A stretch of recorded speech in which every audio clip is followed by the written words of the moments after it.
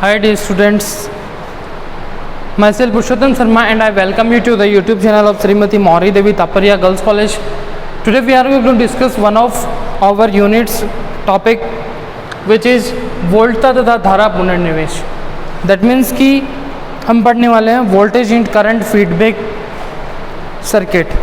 अब इसके अंदर क्या है कि अपन अब तक हमने क्या क्या पढ़ा था, जिसके अंदर हमने अब तक ऋणात्मक पुनर्निवेश का प्रभाव पढ़ा था, जिसमें हमने वोल्टता पुनर्निवेश और धारा पुनर्निवेश की बात करी थी, यानी कि उसको फीडबैक में देने की बातें करी थी.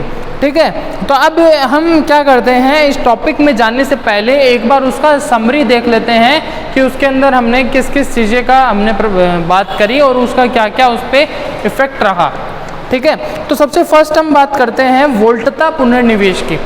और आप अपनी बुक में देखेंगे तो वहाँ पे क्या होगा बेटा जी कि वहाँ पे आपके पास में एक सारणी बनी हुई रहेगी, टेबल बनी हुई रहेगी, जिसके अंदर आपको मिल जाएगा ये पूरा का पूरा टॉपिक. तो मैं आपको डायरेक्टली सीधा बता रहा हूँ, एक बार हम इसको रिवीजन कर लेते हैं. तो इसमें क्या होगा कि वोल्टता पुनर्निवेश में अपने को पता है कि निवेश देने के लिए हम श्रेणी निवेश और हम पार्श्व निवेश दोनों का, पार्श्व मिश्रण दोनों का यूज ले सकते हैं. यानी आप सीरीज भी कर सकते हैं, अपन पैरेलल भी कर सकते हैं. तो अब अगर आप पैरेलल और सीरीज की बात करते हैं तो दोनों में क्या डिफरेंस हम होता है, और is the difference between series and parallel mixture. Got it. तो अब यहाँ पे इसके कुछ गुण हैं जो हमने डिस्कस करे हैं. तो उनके अंदर अपने पास में उन गुणों में आता है लब्धि यानी गेन, लब्धि स्थायित्व है, गेन स्टेबिलिटी. और अपने पास में आया सनादि विरूपण, उसके बाद आया रव यानी कि उसको हमने नॉइज के बारे में बात करा था. उसमें हमने फिर बैंड विड्थ यानी बैंड चौड़ाई के बारे में बात करा. उसके बाद हमने निवेश प्रतिरोध, निर्गम प्रतिरोध यानी कि इनपुट रेजिस्टेंस और आउटपुट रेजिस्टेंस की बात करी थी. तो डियर स्टूडेंट, अब उसमें क्या डिफरेंस आएगा वो हम देखते हैं कि तो बेटा जी यहाँ पे अपने पास में अगर श्रेणी मिश्रण होता है तो जो वोल्टता पुनर्निवेश है उसमें जो लब्धि है वो अपने को काफ़ी कम मिलती है, और पार्श्व मिश्रण में भी ये लब्धि कम मिलती है. दैट मीन्स दोनों में कम ही रहेगी. अगर हम बात करते हैं लब्धि स्थायित्व की, गेन स्टेबिलिटी की, तो वो दोनों में ही काफ़ी उत्तम होता है. किसमें? वोल्टता पुनर्निवेश के श्रेणी और पार्श्व मिश्रण के अंदर. ठीक है बेटा जी. अब उसके बाद में हम आगे बात करते हैं सनादि विरूपण की. जब आप सनादि विरूपण की बात करते हैं तो वो दोनों के अंदर क्या रहता है? कम रहता है. बात कर रहे हैं वोल्टेज की, यानी कि वोल्टता पुनर्निवेश की, उसमें दो की बात कर रहे हैं. दोनों बोलने का मतलब है श्रेणी और पार्श्व. ठीक है. उसके बाद है रव, नॉइज. दोनों में ही नॉइज क्या रहता है? कम रहता है. बैंड विड्थ की बात करते हैं, आप बैंड चौड़ाई की बात करते हो तो वहाँ पर क्या होता है बेटा जी कि अपने पास में एक तो होएगा अधिक और दूसरा भी क्या होएगा? अधिक. यानी ये दोनों मैक्सिमम अपने पास में रहने वाले हैं. ठीक है. उसके बाद में निवेश प्रतिरोध की बात करते हैं तो वोल्टता पुनर्निवेश में क्या होगा डियर स्टूडेंट्स की श्रेणी जो आपके मिश्रण है उसमें जो निवेश है वो अधिक रहेगा, और जो आपके पास पार्श्व मिश्रण है उसमें क्या रहेगा? वो निवेश आपके पास कम रहेगा. और अगर आप निर्गम प्रतिरोध की बात करते तो वहाँ पर क्या होएगा बेटा जी कि अपने पास में निर्गम में श्रेणी मिश्रण कम रहेगा और पार्श्व मिश्रण भी कम रहेगा. पार्श्व मिश्रण में भी आपके पास निर्गम प्रतिरोध कम रहेगा. ये बात किसकी करी थी? वोल्टता पुनर्निवेश के अंदर उन गुणों के प्रभाव की बात करी थी, श्रेणी मिश्रण में और पार्श्व मिश्रण में. अब बात करते हैं धारा पुनर्निवेश की, करंट फीडबैक. उसके अंदर भी अपने पास में दो टाइप आ सकते हैं, श्रेणी मिश्रण और पार्श्व मिश्रण, यानी समानांतर आप बोल सकते हैं इसको, सीरीज और पैरेलल. ठीक है. तो वो दोनों आएंगे तो उसके अंदर वही है कि आपको यही गुणों की बात करनी है. और जब आप इन्हीं ही गुणों की बात करते हो तो इन गुणों के अंदर हम बात करते हैं लब्धि की, लब्धि स्थायित्व की, सनादि विरूपण की. उसके बाद हम इसमें बात करते हैं आपके पास रव की. उसके बाद हम बात करते हैं नॉइज, ये हो गया रव. बैंड चौड़ाई आपके पास में है. निवेशी प्रतिरोध की बात करते हैं, निर्गम प्रतिरोध की बात करते हैं. ठीक है. तो श्रेणी मिश्रण पार्श्व मिश्रण दोनों होने वाले हैं. तो इनमें लब्धि है वो कम होती है करंट में, यानी कि धारा पुनर्निवेश में. अगर हम गेन स्टेबिलिटी की बात करते हैं, लब्धि स्थायित्व की बात करते हैं, तो वो दोनों में ही उत्तम होने वाली है, काफ़ी बेस्ट होने वाली है. अगर हम बात करते हैं सनादि विरूपण की तो वहाँ पर क्या होएगा बेटा जी कि दोनों के अंदर ही आपके पास ये कम होने वाली है. क्या होने वाली है? कम होने वाली है. तो अगर आप नॉइज की बात करते हैं, रव की बात करते हैं, तो वो दोनों के अंदर ही कम होएगा।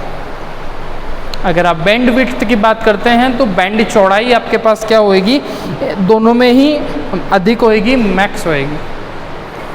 अगर आप निवेशी प्रतिरोध की बात करते हैं तो वहाँ पर क्या होगा, निवेशी प्रतिरोध में श्रेणी मिश्रण में धारा पुनर्निवेश में ये अधिक होएगा और आपके वोल्टता पुनर्निवेश में अंदर मिश्रण में यानी पार्श्व मिश्रण में क्या होएगा, ये कम होएगा। और अगर आप निर्गम प्रतिरोध की बात करते हैं तो वहाँ पर ये दोनों में ही आपके श्रेणी में और पार्श्व मिश्रण में दोनों में ही क्या होने वाले हैं, मैक्सिमम होने वाले हैं। तो ये अब तक का हमने एक आप बोल सकते हैं रिवीजन कर लिया इस टेबल के थ्रू, ठीक है। अब हम बात करते हैं अपने आज के मेन टॉपिक की, वोल्टता तथा धारा पुनर्निवेश यानी वोल्टेज तथा करंट फीडबैक की। ये क्या होगा, विभिन्न टाइप्स में हो सकता है। पहला टाइप अपने पास आता है वोल्टता पुनर्निवेश श्रेणी निवेशक परिपथ, यानी कि आपके पास आएगा voltage feedback series input circuits, और उसके बाद में आगे लिखा हुआ है उत्सर्जक अनुगामी परिपथ, इसको बोलेंगे अपन इंग्लिश में एमीटर फॉलोवर एम्पलीफायर। इसमें क्या होगा, अपन डायग्राम से ये चीज़ समझ सकते हैं कि यहाँ पर अपने पास में यहाँ से तो क्या जाने वाला है, इनपुट जाएगा, यहाँ से क्या जाएगा, यहाँ से अपने पास में इनपुट जाने वाला है, यहाँ से आपके पास इनपुट जाएगा। और उसके बाद में अगर आप बात करते हैं यहाँ पे आपको आउटपुट मिलेगा। अब नाम आया उत्सर्जक अनुगामी परिपथ, तो सबसे फर्स्ट अपने को ये पता होना चाहिए उत्सर्जक क्या है।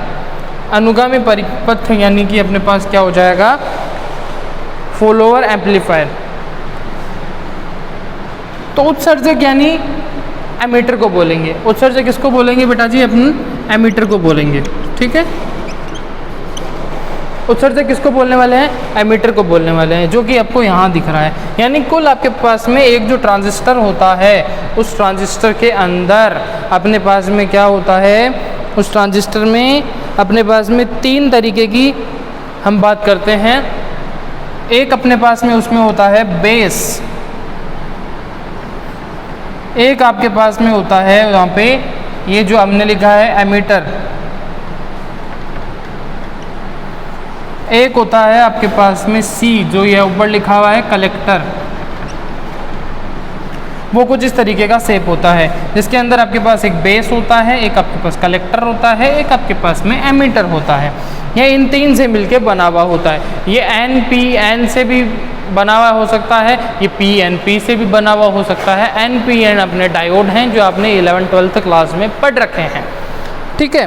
तो अब आप बात करेंगे, हम बात करते हैं कि ये उत्सर्जक अनुगामी परिपथ क्या है, यानी कि एमीटर जो आपके पास में फॉलोअर एम्पलीफायर है ये क्या है। तो अगर हम इसकी बात करते हैं तो सबसे फर्स्ट मैं आपको बता देता हूँ कि एमीटर फॉलोअर को हम क्या बोलते हैं डियर स्टूडेंट्स। एमीटर फॉलोअर को अपन बोल सकते हैं कॉमन कलेक्टर। क्या बोल सकते हैं, कॉमन कलेक्टर।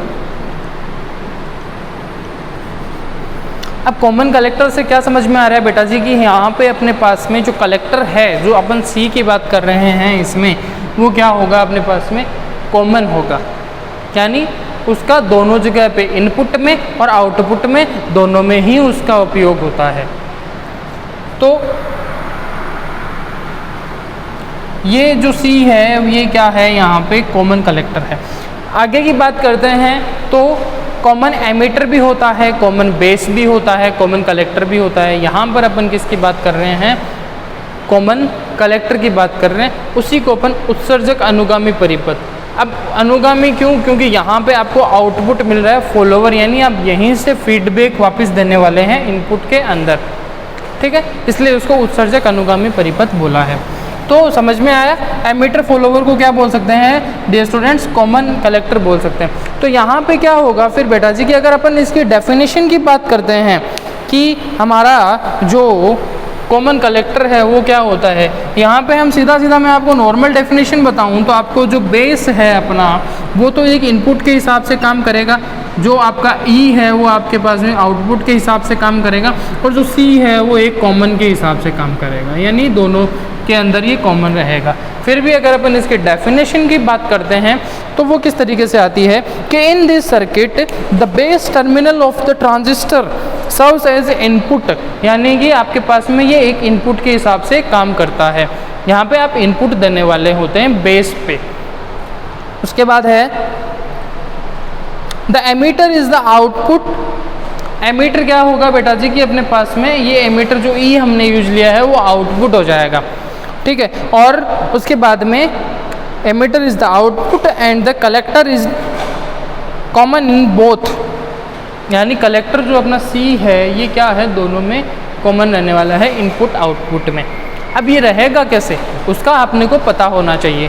तो उसके लिए हम क्या देखेंगे कि हम बोल सकते हैं कि for example it may be tied to ground reference और as a power supply trail, यानी कि हम आप इसको क्या कर सकते हो, ग्राउंड से भी जोड़ सकते हो, यानी आप इसको ग्राउंड भी कर सकते हैं और आप इसको क्या कर सकते हैं, पावर सप्लाई रेल के रूप में भी इसका हम यूज़ ले सकते हैं। ग्राउंड करने का मतलब हो गया कि आप इसको जोड़ देंगे एक वोल्टेज से जिसके आप बैटरी वगैरह यूज कर देते हैं, और जो जैसे कि हम घरों के अंदर हम क्या बोलते हैं अपने पास 3 लेन लाइन आती है, यानी कि एक वो जो आप प्लग लगाते हैं उसमें और एक वो नीचे धरती के अंदर उसको डाला हुआ होता है, वो जुड़ी भी रहती है, एक तार उसके अंदर जाता है। तो उसके लिए कि अगर वहाँ पे कुछ एक्स्ट्रा वोल्टेज वगैरह हो तो उसको क्या किया जा सके, वहाँ से रिलीज किया जा सके, उसके हिसाब से इसका यूज़ लिया जा सकता है। तो ये जो बताने का रीज़न था कि उत्सर्जक अनुगामी परिपथ क्या है, वो ये था बेटा जी कि आपको जो हम बात करने वाले हैं टॉपिक वोल्टता पुनर्निवेश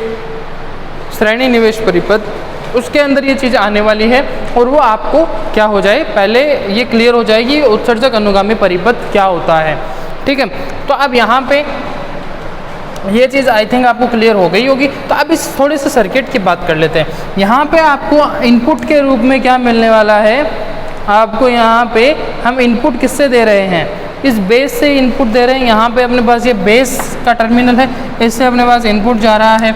और यहाँ पे जो अपने पास में, अब इसको हम नॉर्मली बोल सकते हैं कि जो आपका डायग्राम है ये क्या है, एमीटर फॉलोअर है, क्योंकि यहीं पे आपको आउटपुट मिल रहा है, ठीक है। तो अब यहाँ पे जो उत्सर्जक प्रतिरोध है, यानी आपके पास ये जो RE है, इस एमीटर का जो यहाँ पे आपके पास प्रतिरोध है, रेजिस्टेंस है, वो RE है। और यहाँ पर आपके पास में इसके सिरों पर जो निर्गम वोल्टता है, यहाँ से इनपुट देने के बाद में जो आपको वोल्टता मिलेगी वो VO मिलेगी, यानी V आउटपुट मिलेगी, वो इसके सिरों पर मिल रही है, ठीक है। और इसकी जो वोल्टता श्रेणी है वो इसका, जिसको हम बोल सकते हैं कि जिसका इनपुट है वो किससे दिया जा रहा है, इसके बेस से दिया जा रहा है, इसके आधार से दिया जा रहा है। इस टॉपिक के अंदर और भी बहुत कुछ है जिसके अंदर हम वोल्टता लब्धि, निर्गम प्रतिरोध है, निवेशी प्रतिरोध है, इनके बारे में बात करेंगे जो हम नेक्स्ट क्लास में बात करने वाले हैं। तो आज का एक बार वापस रिवाइज अगर हम करते हैं तो मैंने आपको बताया कि जो हमने 2 दिए थे, वोल्टता पुनर्निवेश और धारा पुनर्निवेश दिए थे, उनके प्रभाव के बारे में हमने पढ़ा। उसके जो गुण थे, गेन स्टेबिलिटी, लब्धि स्थायित्व, आपके जिसको अपन बोल सकते हैं कि संवादी विरूपण। उसके बाद में हम बात करते हैं रव की, नॉइज की, बैंड चौड़ाई की, यानी कि आपकी बैंड विड्थ की, निर्गम प्रतिरोध और निवेशी प्रतिरोध की। तो ये हमने उसमें पढ़ा। इस टॉपिक में हमने बात करी तद्वोल्टता तथा धारा पुनर्निवेश की, जो हमने स्टार्ट करा है, जिसके अंदर हमने बात करी उत्सर्जक अनुगामी परिपथ की, यानी इसको अपन क्या बोल सकते हैं, कॉमन कलेक्टर भी बोल सकते हैं। यानी कि अब यहाँ पे आपके पास जो कॉमन रहेगा वो कलेक्टर कॉमन रहेगा और E आपके आउटपुट के हिसाब से काम करेगा और जो B है वो आपके पास इनपुट के हिसाब से काम करेगा। ये अपना पूरा ट्रांजिस्टर होता है। इसी ट्रांजिस्टर को ऐसा का ऐसा यहाँ पे सेट किया जाता है जिसमें इनपुट आपके B से दिया जाता है, आउटपुट आपको E पे मिलता है। यहाँ पे आपके जो वोल्टेज स्रोत है वो VS है और आपके यहाँ पे आउटपुट पे जो RE है, जो आपके उत्सर्जक का जो आपके जिसको प्रतिरोध बोल सकते हैं आप RE, वो उसके सिरों पे आपको VO आउटपुट मिलेगा। तो बाकी हम अगले वीडियो के अंदर करते हैं। मिलते हैं नेक्स्ट वीडियो में फिजिक्स सीखने के लिए। तब तक के लिए keep learning, keep growing. Thanks for watching this video. Keep sharing, keep subscribing our channel and please do like this video. Thank you very much.